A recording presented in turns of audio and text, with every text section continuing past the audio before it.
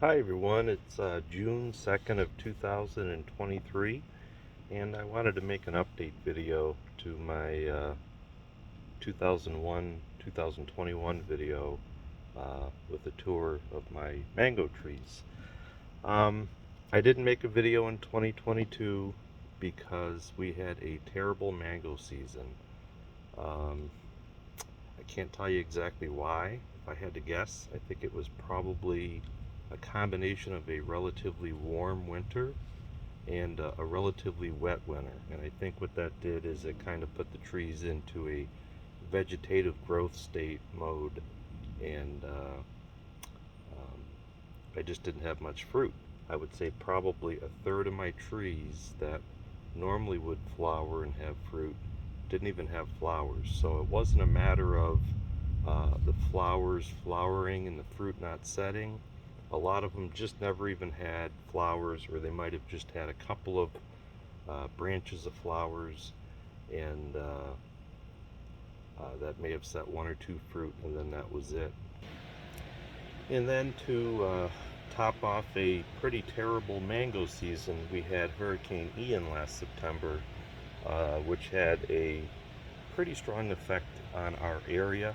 We're just south of where the eyefall hit. We're in Bonita Springs, Florida, which is south of Fort Myers and north of Naples. My location is about 2 miles from the bay, from Estero Bay, and it's about 3 miles then as the crow flies from the Gulf. So we're far enough inland that some of the wind velocities are reduced by the time they get to where we live, and the neighborhood that we live has, for the most part, maintained the tall canopy of slash pines. So it was originally all slash pines through this area, um, and our neighborhood's slowly been growing over the last 40 years. And many of the residents decide to keep some of the slash pines, and there's still some vacant lots. So that taller 60 or 70 foot canopy of pines helps reduce the wind down here in the 20 to 30 foot, maybe 40 foot zone that I'm more concerned with, where my mango trees are. So we had some really strong winds, hurricane force winds. Some of the trees took some damage. Overall, they came through much better than they did in Hurricane Irma, where I had several trees toppled over. I had to stand them back up. I didn't lose any trees in Irma, but some of the trees that went over and had to be stood back up took a year or two to really get re-rooted, to start putting out decent vegetative growth. So it wasn't as devastating as Irma, but it certainly set us back a little bit. And when I start walking around the trees, I can point out the ones that were affected more than others. Um, I appreciate everybody's comments on the last video. I certainly never expected so many views. I thought maybe I would have some friends and family view it, maybe 30 people. So I was pleasantly surprised to see that so many people enjoyed the video. Distance between my trees was a really good question. I recognized early on that it was going to be a struggle if I was going to have this many varieties, and that if I plant them as close as I do, it's going to be limiting their production. Um, there is going to come a point, and I'm pretty much there now, where I have to trim the trees to keep them from bumping into each other, basically. And when you trim the trees and you cut off that growth, it takes a while for that area of the tree to start producing fruit again. So in other words, it has to put out some new growth flushes, and those growth flushes won't have fruit that next year. It's usually the second year after they put out a new flush of growth to replace whatever you've cut out, that you'll have fruit. So it's really good, if you can, to trim your trees in a not all at once, to trim a couple of sides, leave some sides with some older growth, with the idea of coming back the next year or a year later, 2 years later, and trimming that side. So uh, I obviously, if I had 10 acres, I would space them out further. That would be fantastic, but I didn't want to limit myself to just 6 or 8 trees, which If you were just planting trees and didn't want to have the hassle of trimming them and maintaining them, you know, there certainly could be an argument made for planting fewer trees and giving them more space to grow. So it makes more work, but in my opinion, I'd rather have a wider variety of fruit and then a smaller crop on each tree. So let's see. Almost all of the trees that I've planted, in fact, I can't remember one that wasn't, was a 3-gallon tree. I almost exclusively buy 3-gallon trees. They don't take that long to start producing fruit, usually 3 years or so, and you're starting to produce fruit. And in my opinion, I think that if you buy a smaller tree, it gives it more time in the ground to establish its root system. If you're planting a bigger tree in, say, a 10 or 15-gallon pot, it's going to be a little bit more pot bound.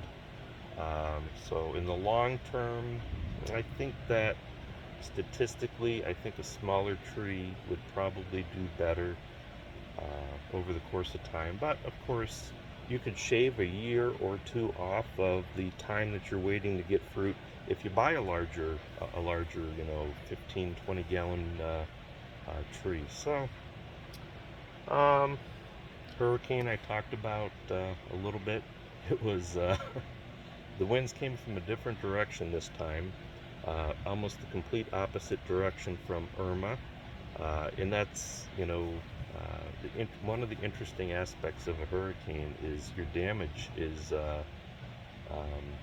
pretty strongly based just on the direction that the wind is coming. So if you have trees protected by a side of a house versus being exposed because the wind is hitting them directly, they fare much differently. So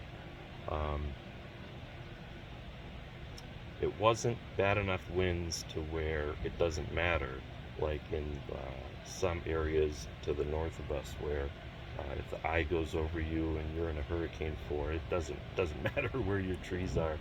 But we were far enough away that you know, we had probably just into the hurricane force winds, maybe Category 1, Category 2, and the trees did pretty well.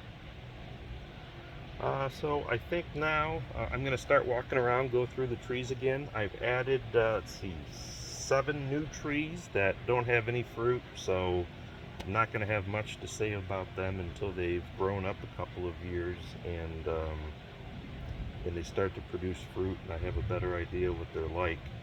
But I'll try to mention them at the end. Alright, the first tree here again, I'm going to go in the same order that I did in 2021 so that maybe you can, if you're up to it, compare the difference and see how much they've grown in 2 years, but keep in mind that the hurricane had some effect on that as well. So this is the peach cobbler. It's been a really good producer for me. I've been really happy with it. I may have mentioned in my last video that this area along the north side of my yard traditionally is very dry. I didn't have a lot of irrigation here. I still don't. And for many years, we've been here 23 years, I was hesitant to plant anything over here. I thought whatever I plant there is probably just going to die unless I irrigate the heck out of it. But for the heck of it, back in 2014, I planted a couple of mango trees, and it's turned out to be possibly the best location in my yard to have a mango tree. They haven't mind that it's dry. It seems that once the roots get down to the water table, which down here is typically, you know, 5 feet or 6 feet, that they don't need a lot of irrigation, and in fact in the wintertime they prefer to be kind of dry. So it's been a good place in my yard, which really surprised me. I thought that it was going to need to have more moisture in the ground. But it's been growing really well, and it does really well. It's pretty resistant to any problems. The fruit, I would probably rate maybe a 7 out of 10.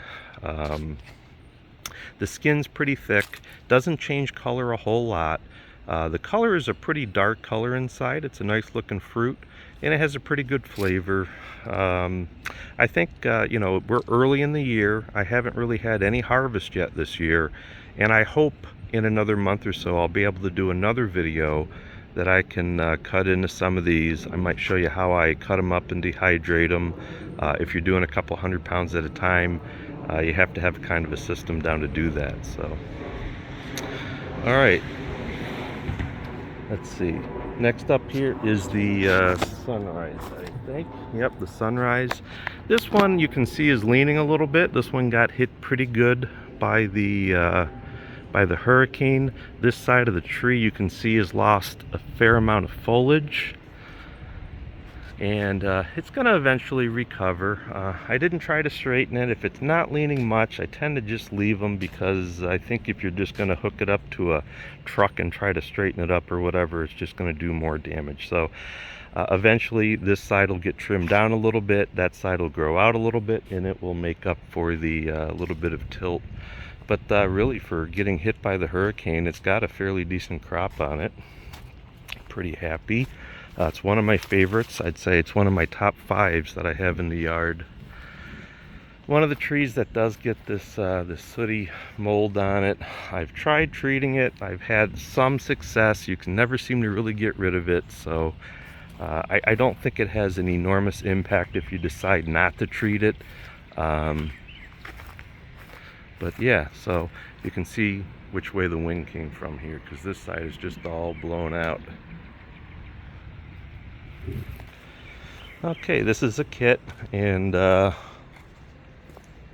it's got quite a bit of fruit on it. I think in my last video I mentioned that it likes the fruit, and I 100% blame myself for its slow growth, because I leave this fruit on it, and it likes to produce fruit, so that is of course at the expense of vegetative growth. But that's okay. I've got enough other mangoes, and it's fine if it grows a little slower. I don't mind too much.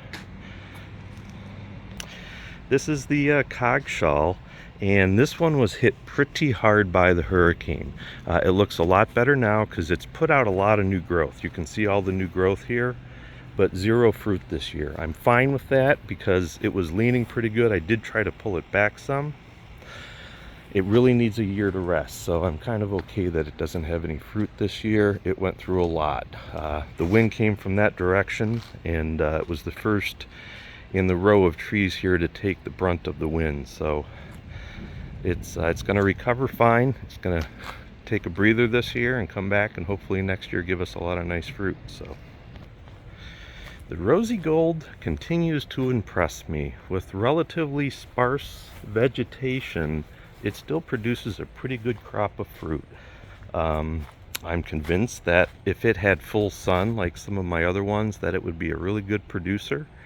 It's kind of limited here because I have, as I mentioned before, these slash pines, which are the original growth pines, which I don't want to get rid of.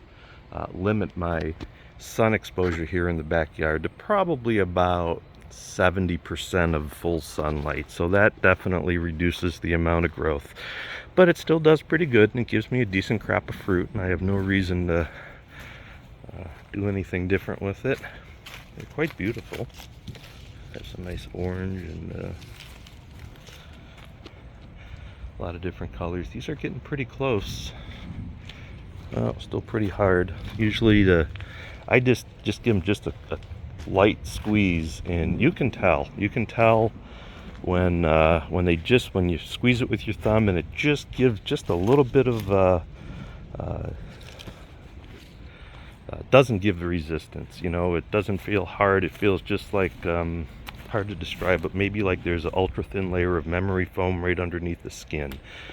That's what I'm feeling for. And that doesn't even mean that it's ripe. It might need another day or two, but it's really close. All right, let's see. The next one here is the coconut cream, and this is probably the one that, when I offer to people to try, is the one that's favorited the most. So in other words, if I had 5 to pick from, and I had some people try those 5 varieties, most of the people are probably going to pick this one. It's really good. It's one of the newer varieties that I think was developed up in Pine Island from Fruitscapes. That's where I bought it, and I still remember going up there. Let's see, when did I go up there? See, 2016, and I was talking to the gentleman there that worked there, who seemed really knowledgeable, and I had several varieties at the time, and I said, well, what do you recommend? What should I get? He says, you should try some of these new varieties that were being developed. They're really good, and you're buying a 3-gallon fruit. You're not going to know for 3 years or 4 years. But I bought 4 or 5. The coconut cream, the sweet tart, let's see, a couple of others that were right around the same time, 2016, and they have been terrific. They have been I haven't had a bad one yet, so if you're up in fruitscapes, and I'm sure that they sell these varieties everywhere now, but I want to say that perhaps they were the ones up there that planted them out and selected the best fruit from seedlings to propagate. So let's see here, coconut cream, and it's growing really well. It's got great growth. It has a leaf kind of similar to the Pickering where it stays shiny. I really like that. Seems to resist. Oh, look, what do we got going on here? Some kind of ant action. Not sure what they're doing. Maybe harvesting the, oh yeah, look, there's aphids there, so I gotta get on that. Ants are harvesting the secretions from the aphids. But let's see, this one here looks like it's getting pretty close. Yeah, a little ways to go. They have just a fantastic flavor. All right, next up is the Maha Chinook, which is just a beautiful variety. Look at that. Doesn't even look real to me. Got all the colors of the rainbow in there. And that one's been pretty consistent. I get some fruit on it every year. It has not been a real fast grower for me. Most of the Asian varieties don't seem to be super fast growers, but that's nice because it stays a little more compact. Hasn't been getting real tall. Let's see here. Then my Kensington Pride. Boy, I have a love-hate relationship with this tree. So, let me back up for a second. A lot of my mangoes I tend to dehydrate. You get hundreds of pounds, sometimes in a week, and you have to either freeze them or dehydrate them, give them away, cook with them, but you have to act fast. So dehydrating them works really well. You can keep them for a long time. I've got a couple of pretty good sized dehydrators that I'll maybe make another video on someday. And for years I would have smaller crops, so I would pick all the mangoes that I had at the time that were ripe and slice them all up, put them all into a dehydrator, and there would be multiple varieties. And at a certain point in time I started having trouble dehydrating them, and the mangoes themselves would turn like a brown color, and it was almost like they were caramelized. Gave them a different flavor. I figured it was some kind of enzyme action. I couldn't quite pin it down. So the next year I started dehydrating the mangoes. I was getting more of each variety, so it made it more practical. I started dehydrating each variety by itself, so that I could isolate if it was just one variety that was doing it or if it was multiple. And what I discovered is the Kensington Pride, for some reason, when you dehydrate it and when it's pretty ripe, if you were to, pick them early and dehydrate them, before they got too ripe, you don't run into this problem as much. But when they're pretty ripe, when it gets inside to where it's getting that a little bit more gelatin-like consistency, it has some kind of enzyme in there or something that causes a problem when you dehydrate them. So now I freeze them. My Kensington Pride's the one that I have extra of. Instead of dehydrating them, I freeze them. And I've never really gotten to the bottom of why that happens, and specifically with that one variety. I'm sure there's other varieties, but it's the one that's given me the most trouble. So that's why I have a love-hate relationship with the Kensington Pride. There's a lot. Fruit's decent, not a lot of flavor. I understand why it's a commercial variety, because you do get a lot of fruit off of it.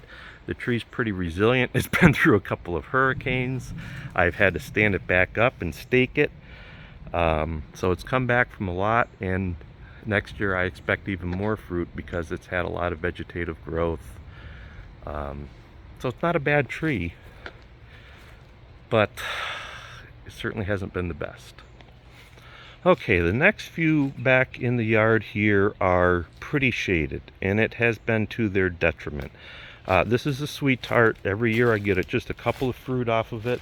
They seem to be pretty good, but I feel like I can't really fairly evaluate it because it's just, you know, it got somewhat hit by the hurricane. You can see it's got some pretty good lean to it. I could take out some of the pines and try to get it some more sunlight. Maybe I'll do that, but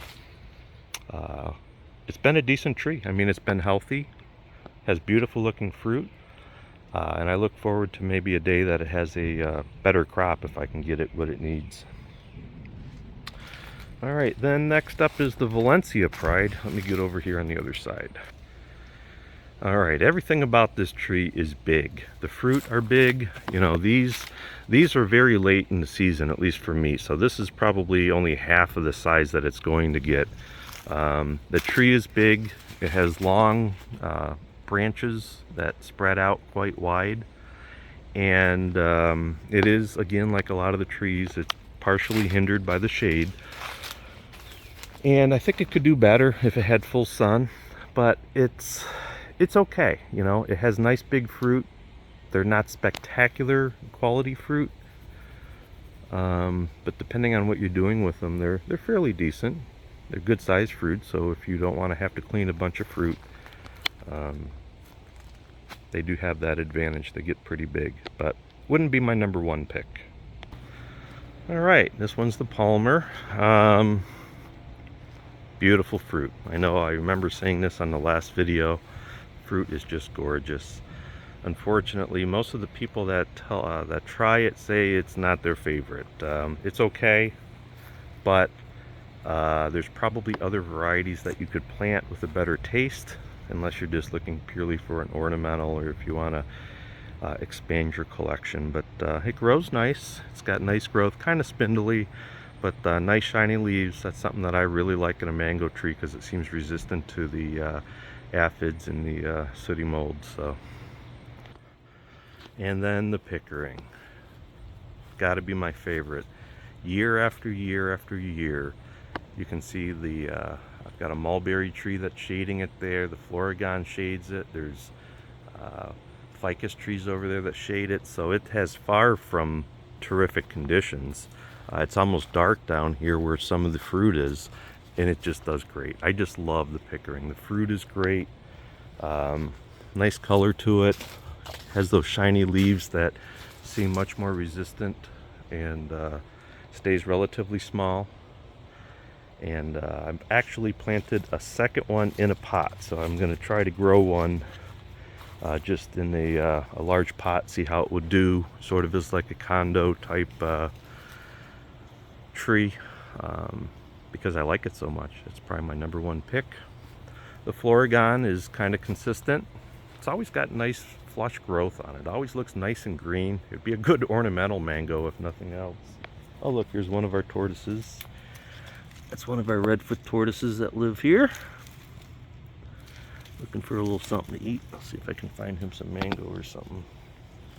Let's see here. Is this any good? Here, you try eating some of this. Want some of that? No? You want out? Alright. So, the Florigon's been really consistent. Good years and bad years, it usually has some fruit. They're very regular in size. They look like this just until they're time to pick, which then they just turn a little bit lighter yellow. So, kind of a boring one, flavor-wise too, but not a particularly bad variety. Alright, looking at my video from 2 years ago, it doesn't feel like this tree's grown much or done much, but I think maybe the hurricane, oh, there's Lumpy. Hey Lumpy. What's up, buddy? You looking for mangoes? Huh? Did you find them? This is the mango cleanup personnel.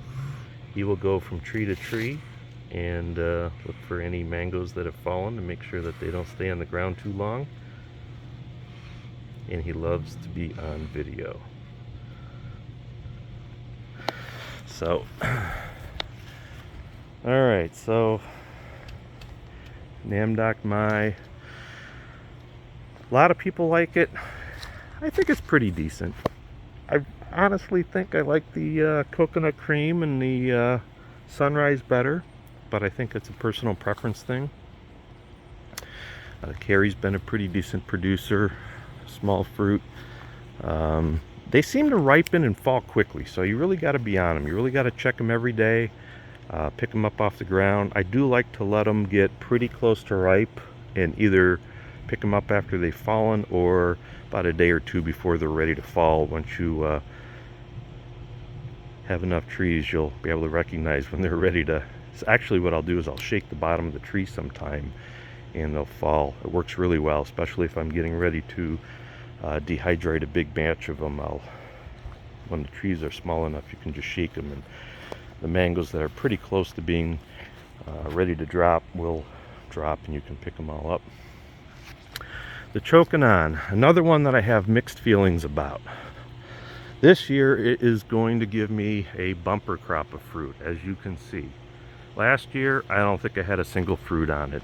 It really seems to bear in alternate years, and occasionally, with the right conditions, you may, I've one time, gotten a winter crop. So it's called the miracle mango because occasionally it'll have fall flowers and a winter crop of fruit. Not a big full crop like this, but maybe 25% of this. So it's still interesting if you do have winter mangoes. It's very unusual and it's quite pleasant, but for that reason alone, I would not pick it, because it's certainly not every year and it's kind of a rarity, and the fruit are pretty small. So if you're just going to eat them for breakfast, they might be fine, but if you're going to freeze them or dehydrate them, it takes a lot of time to clean all those little fruit. So that is the walkthrough of the 16 that I had 2 years ago. Last year I planted a few more trees. They're very small. I could walk around and show you here. First of all, I want to show you, it's getting dark. This is Florida. It's beautiful here. And over there it looks like nighttime. So I gotta be quick here. So I added a few more during the pandemic. A lot of people decided to go out and get mango trees. So I had gone to some of our local nurseries, 2020, 2021, and everybody was sold out. I think it's just fabulous that so many people decided to start planting trees and getting into it. It's sad that it took a pandemic for for some people to get back to just the basics and living your life. But I think it's fantastic that one of the positive aspects that came out of it is people getting back into gardening. So that's really heartwarming. So I was trying to find some more trees, and everybody else was too. So that I planted, I think 2021. You can see 3 in a row here, and they are a Keo Savoy, Keosavoy. This is a Munkunsi, Munkunsi, and the last one here is a Glen. So they've got a long way to go before they're doing anything, but that's part of the fun part. They're all 3-gallon trees, and they need some rain, but rain is on the way. So I don't water them that much in the winter time. They'd do a little bit better if I did, but we're just on the verge of rainy season, so help is on the way. So that's about it for this year. We're going to have a pretty good year. Compared to last year, it's going to be a fabulous year.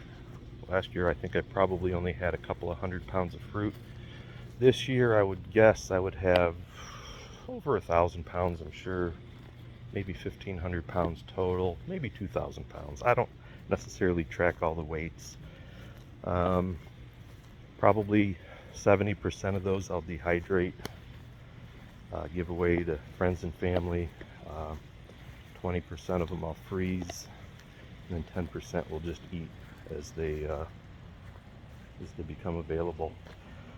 So that's about it. I really appreciate everybody watching my last video, and